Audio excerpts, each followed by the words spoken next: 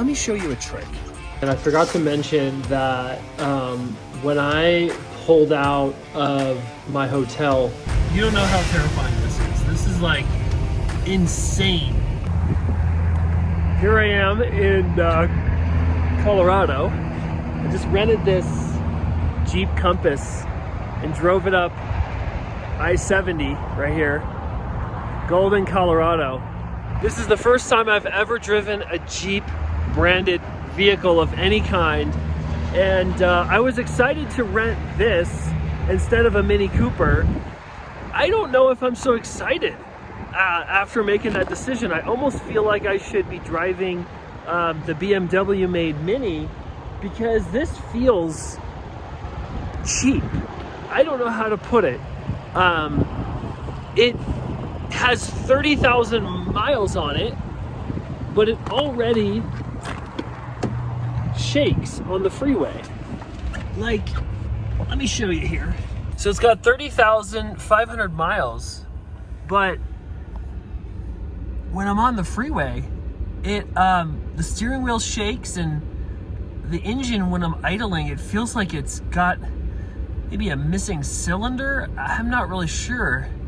It's really bizarre. Here's the interior. I got my matcha latte. The matcha I ordered is so matcha-y, I'm overwhelmed by it. Usually I drink a Peet's matcha. Look at the color of this matcha. Oh my goodness. But yeah, my thoughts initially on this Jeep Compass is it has a lot of bells and whistles. And that's the thing with any non-Toyota vehicle, I feel, is you always get more for your money, but you end up having to spend on repairs, and the vehicle pretty quickly doesn't drive as it did when it was brand new. Here's the engine. I mean, it's a rental, so who knows what people have done with this. I'll give you the full walk around. I do like the two-tone. You can see the black on top and the white down below. Look at those tires. I like the rims. It's from Kansas.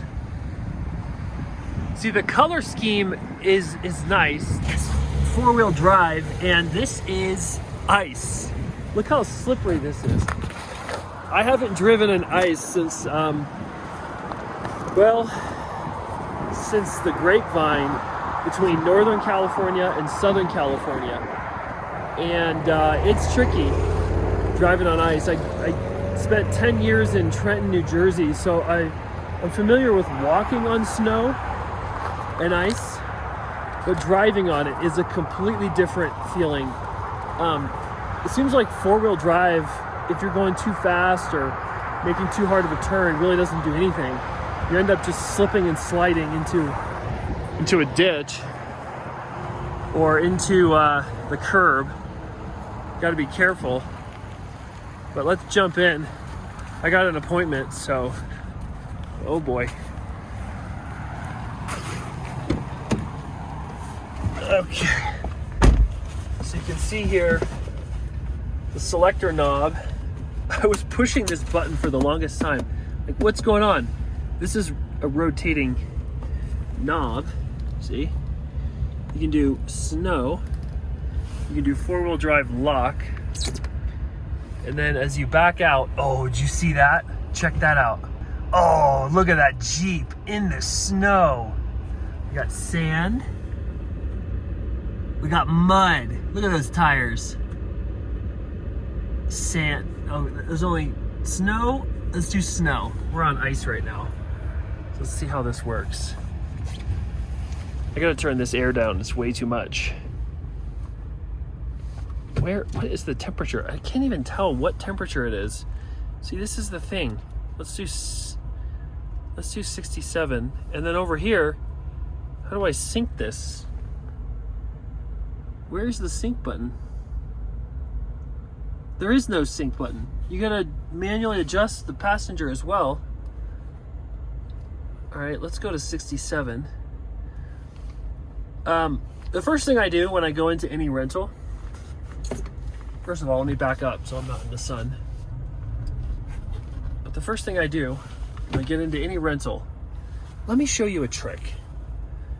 The first thing I do when I get into any rental is I go to settings and I delete two things. I clear personal data and I restore settings to default. That's just a nice life hack for you guys. As you jump into somebody else's vehicle, you don't want all their settings and their phone contacts. I don't know if the phone contacts would actually stick. Probably not. Apple CarPlay in this is just terrible. So if you plug in your iPhone, it takes over the entire radio, like the radio's possessed and weird things happen. Really weird thing. Oh, I'm going the wrong way. I gotta turn around. There we go. Oh boy, we're slipping and sliding.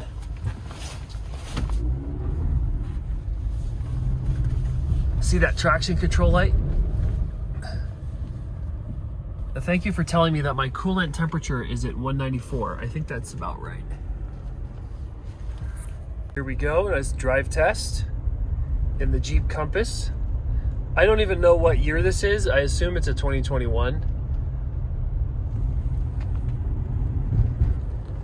You've got this auto dimming rear view mirror. Well, it's not even auto dimming, it's like power. So if you hit that button, it tints it weird at night. It's like some green color. All right. Yep, not a lot of power at all. Not a lot of power. Let's pull over. It's weak at best. It's not a lot of torque. Again, there's buttons everywhere. You've got heated seats. Very, very nice heat. I have a Nissan Leaf, and the heat will like cycle off, and you can't turn it back on until it decides to kick in. It's really annoying. This car is not so much. All right, YouTube, that was a little break. It is now dark, and I'm heading west on 70, and I'm about to go up this hill to Golden. So here we go. Let's go full pedal to the metal. Let's see, ready? I'm flooring it. Still flooring it. It's going up a hill. Here we go. And that was very anticlimactic. Very little power in this Compass. I did find the sync button. You can see there is so many menus in this computer that when you're doing Apple CarPlay, you don't really get to see all this. So this car really needs a much bigger display to show all these features that it has. So that's the downside with these infotainment systems is there's just so much in it that you can't even enjoy what it has. Like even for this middle screen, I'm going to show you all the features that this has, but you can't see it all at one time. So it's got miles per hour.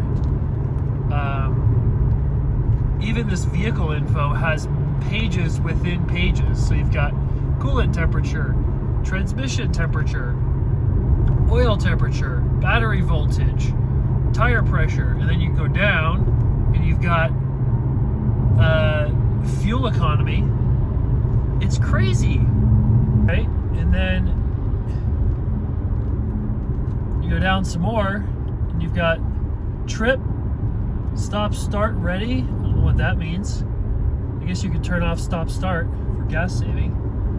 You got your audio, which I don't know why there's audio in the cluster if you have this screen over here.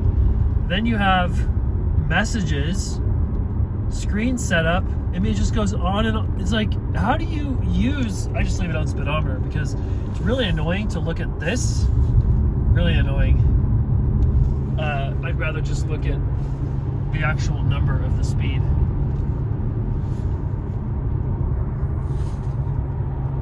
We're gonna exit 252. Floor it one more time for you. The engine is just so weak in this car. I'm like following this semi. Check it out, it's snowing. I'm just about to go to the airport and give this car back. This has remote start. It's pretty awesome. So that way, when it snows, you can preheat the car.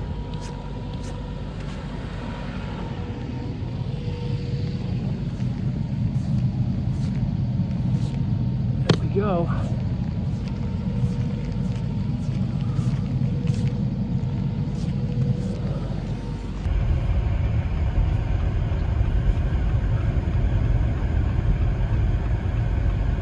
I literally, as I'm driving, okay, if you're from California and you don't drive in the snow, you don't know how terrifying this is. This is like insane. And the fact that these people are going like 50 down this hill is crazy, because when I hit the brake, it like, I got snow mode right now, 4-wheel drive lock. And when I hit the brake, the car immediately starts to skid and sort of goes sideways. And I'm going like 29. So these people that are going 50 down this I-70 grade is just crazy to me. I don't understand how they're not losing control.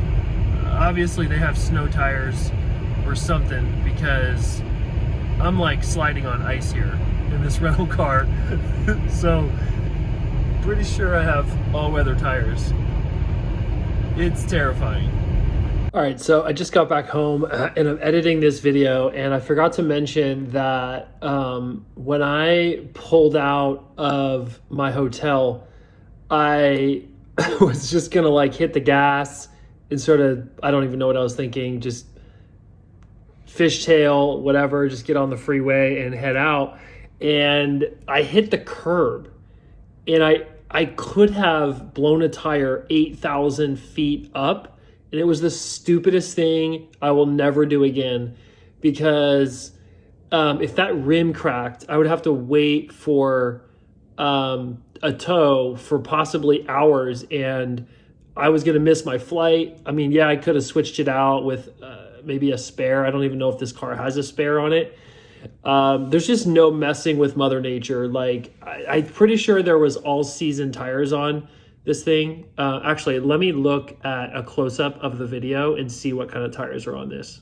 So yeah, these are Geolandar Yokohama tires, and they are all season. So it was terrifying. It was a stupid idea to drive on the snow at all. I will never go to a snowy area with all-season tires again, because I'm not kidding you, I was like ready to lose control on the freeway. So I had to drive from West Denver all the way to East Denver to the airport. And it took me like 2 hours, or more, because I wasn't going to hit the wall. Like, when I was on the freeway, there was another SUV that like spun out and hit the wall. I mean, this is a rental. I don't want to, make a mistake and pay for it.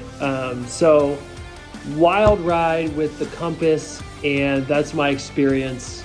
I hope you enjoyed this video. Like and subscribe. There's going to be a lot more car stuff on this channel. I just love cars, so I'll let you know. I actually bought a Toyota Sienna, so I'm going to go ahead and upload that video pretty soon. See you guys later. Bye.